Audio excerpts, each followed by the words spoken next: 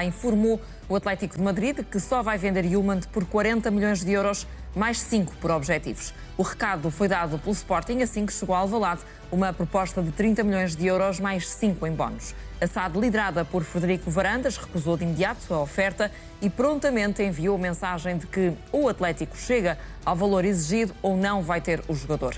O Sporting nem vai dar margem para negociações, pelo que neste momento aguarda por uma nova proposta do Atlético. Frederico Varandas quer assim cumprir o acordo feito com o capitão ao permitir que a saída seja feita por um valor base de 40 milhões de euros. Zé, parece que pode haver aqui novela relativamente a Yulman, ou achas que o Atlético vai chegar ao valor que o Sporting exige? Ou seja, está subjacente na tua pergunta se temos aqui um novo caso de Gyökeres, basicamente. Eu acho que não. Há até notícia de que Yulman se vai apresentar em Alcochete caso não haja acordo com o Atlético de Madrid. Eu acho que o acordo vai acontecer. Provavelmente o Atlético de Madrid vai mesmo pagar 40 milhões por ele. Mas em todo o caso fica sempre a ideia de que o Sporting o poderia vender por um valor acima, mesmo que haja essa parte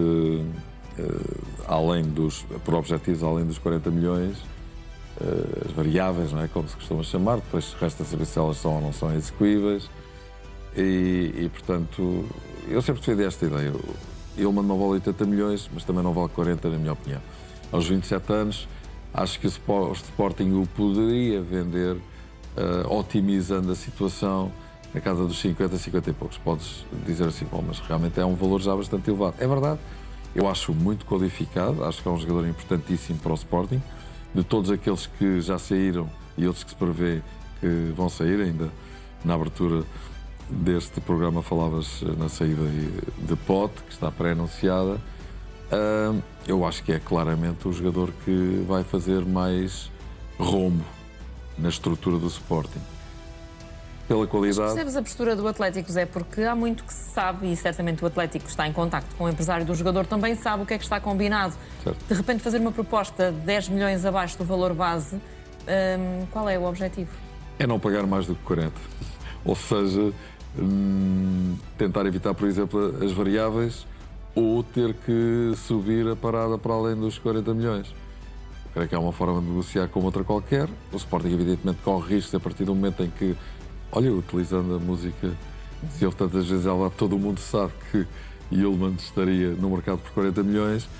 Eu acho que Frederico Varandas tentou aqui aliar o melhor de dois mundos. Uma, sabendo que corria riscos, pré-anunciando ou sabendo-se que Yulman seria libertado por 40 milhões no final da temporada. Dois, ao mesmo tempo conseguiu garantir que Yulman ficasse mais uma época no Sporting, o que fazia toda a diferença, e era muito importante para o Sporting que ele continuasse, porque sair Yulman com Gyökeres na mesma altura, aí sim seria um rombo muito grande para o clube, que na altura era campeão nacional. Portanto, e compensou ao Sporting ter tido, agora supostamente vai ter algum prejuízo na venda do jogador, certo, porque há muitas pessoas que consideram que valeria mais do que os 40 milhões, mas com aquilo que ganhou do ponto de vista desportivo, achas que compensou a estratégia que o Sporting definiu para Yulman? Ponderando as duas situações, eu acho que Yulman acho que no mundo perfeito, eu acho que o Sporting conseguiria vender talvez Yulman por 50 milhões, eventualmente para a Premier League.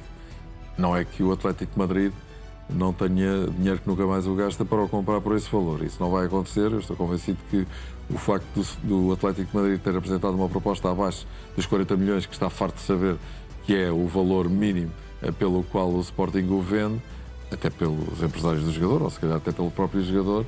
Eu recordo que no mercado de inverno esta história esteve em cima da mesa.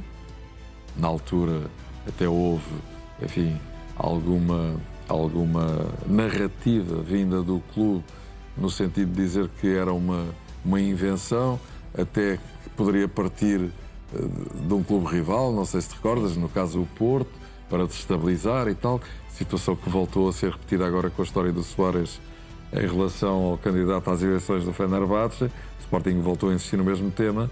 Eu acho que não, eu acho que, quer dizer, o Atlético de Madrid, a avaliar por aquilo que estava a passar, estava mesmo interessado em Yulman e tentou provavelmente levá-lo logo ali. Recordas que também houve um jogo que Yulman acabou por não fazer, Nacional, sim, na sequência dessa novela, foi muito curtinha, e depois tudo ficou resolvido e o Ullmann voltou a ser o grande profissional, o grande capitão, o grande líder. Aqui é um jogador importantíssimo, de grande qualidade, tecnicamente, fisicamente, a liderança que tem em campo. É um jogador muito, muito bom e que, na minha opinião, acho que vale 50 milhões. Portanto, respondendo definitivamente à tua questão, quer dizer, o Sporting também não perdeu assim tanto em função daquilo que vai encaixar com ele, que muito provavelmente será mesmo os 40 milhões e assim Ullmann fez toda a temporada no Sporting. Acho que é isso que vai acontecer. Muito bem, Zé. Vamos agora avançar com o tema que está a marcar os últimos dias, uma grande polémica em torno da arbitragem, e há novas informações sobre o porquê de a mulher de Hélder Malheiro ter sido ouvida pelo Conselho de Justiça. Segundo os dados revelados pelo jornal Record, Ana Ribeiro, mulher de Hélder Malheiro, foi ouvida pelo Conselho de Justiça porque é mencionada na participação que Duarte Gomes fez ao Conselho de Arbitragem sobre os factos que o levaram a apresentar um pedido de demissão do cargo que ocupava. A mulher de Hélder Malheiro foi com Pedro Proença da Liga para a Federação Portuguesa de Futebol e é atualmente coordenadora da Liga 3. É um elemento da confiança do presidente da Federação. Ou seja, segundo o Vítor Pinto, o comentador do NAU, há neste momento um enorme desconforto na Federação, uma vez que Ana Ribeiro está a defender o marido Hélder Malheiro e a prestar declarações contra Luciano Gonçalves, presidente do Conselho de Arbitragem. Zé, há aqui todo um enredo em torno desta história e aqui percebe-se que Ana Ribeiro simultaneamente é a mulher de Hélder Malheiro que está implicado nesta história e ao mesmo tempo tem funções na Federação e é da confiança da direção da Federação. Começando por aí, achas natural ou normal ser ouvida, tendo em conta a proximidade que tem de Hélder Malheiro? Olha, em primeiro lugar, acho que nós estamos a ver que há muitas contradições e até coisas que batem de frente uma com a outra e que são completamente incompatíveis. Já se falou até em golpes de Estado na própria Federação. Já se falou que Pedro Proença podia estar a patrocinar esta situação, portanto não bate com esta notícia.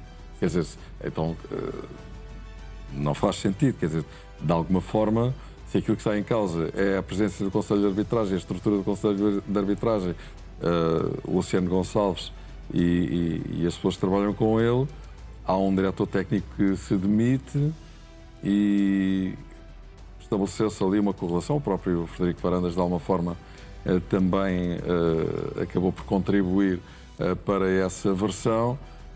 Ele próprio falou em golpe de Estado e que Pedro Proença poderia estar alinhado com Duarte Gomes nesta situação.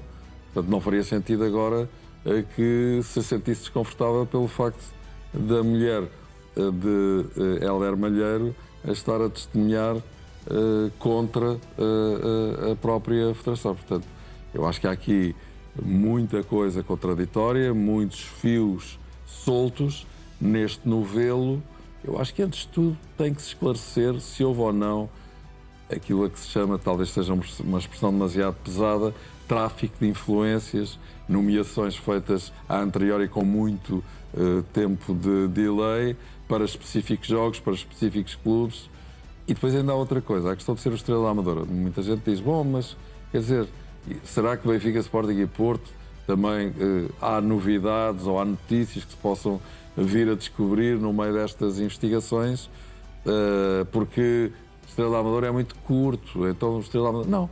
E é verdade que se pode pensar que quem faz um cesto faz um cento, e aí concordo, e tem que se investigar e tem que se esclarecer. Mas, Mariana, para mim é tão grave uma situação irregular com o Estrela da Amadora como com o Benfica, com o Sporting ou com o Porto.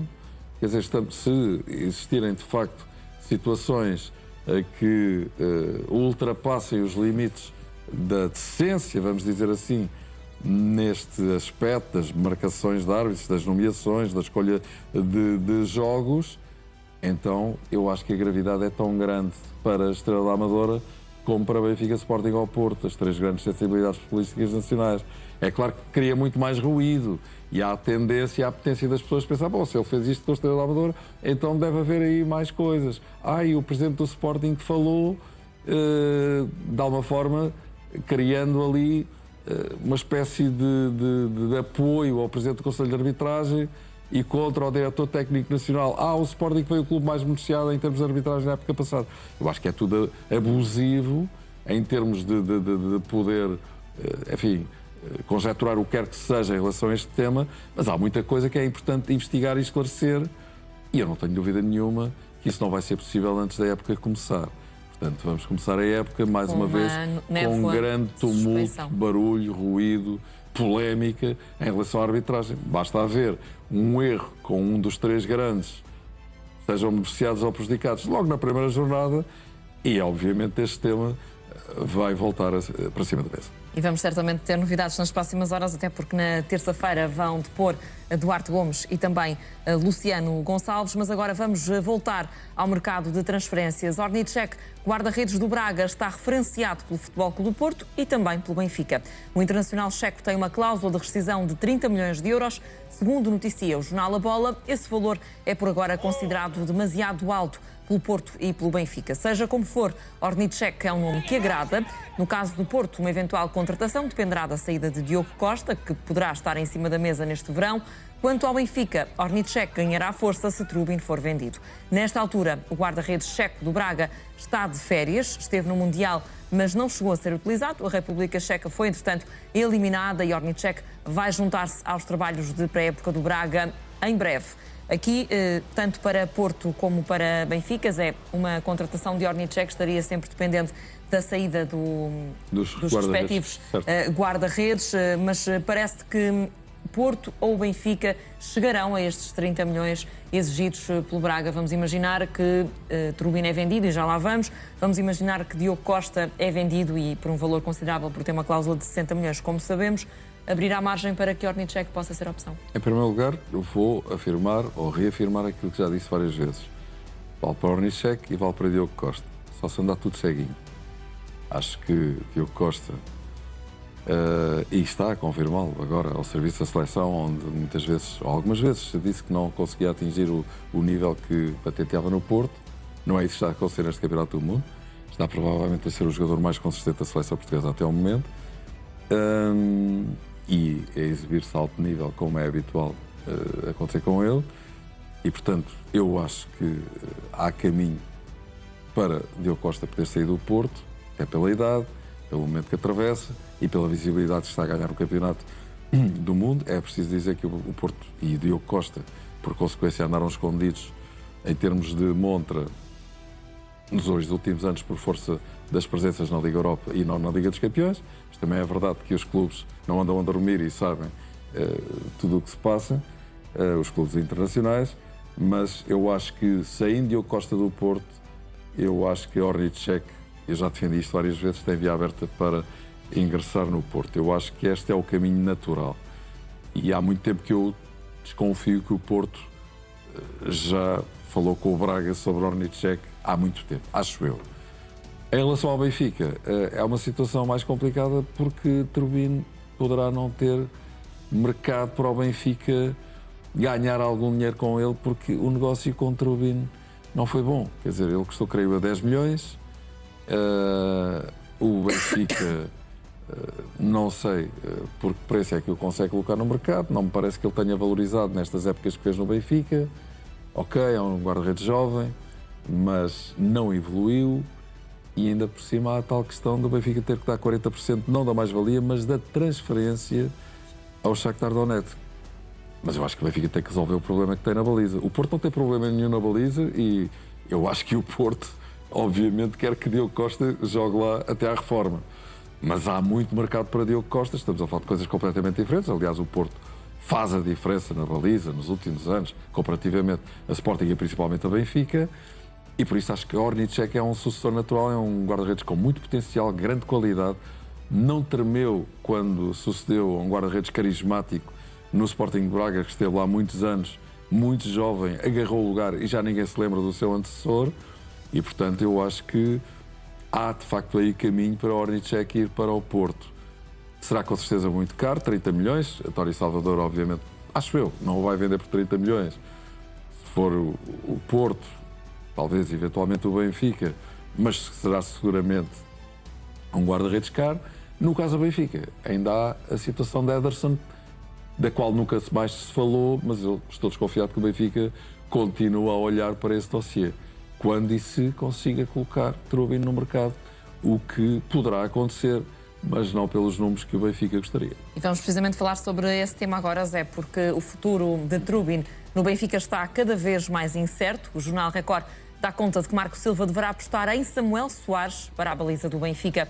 O guarda-redes de 24 anos agrada muito ao novo treinador do Benfica, apesar de ter sido pouco utilizado nas últimas épocas.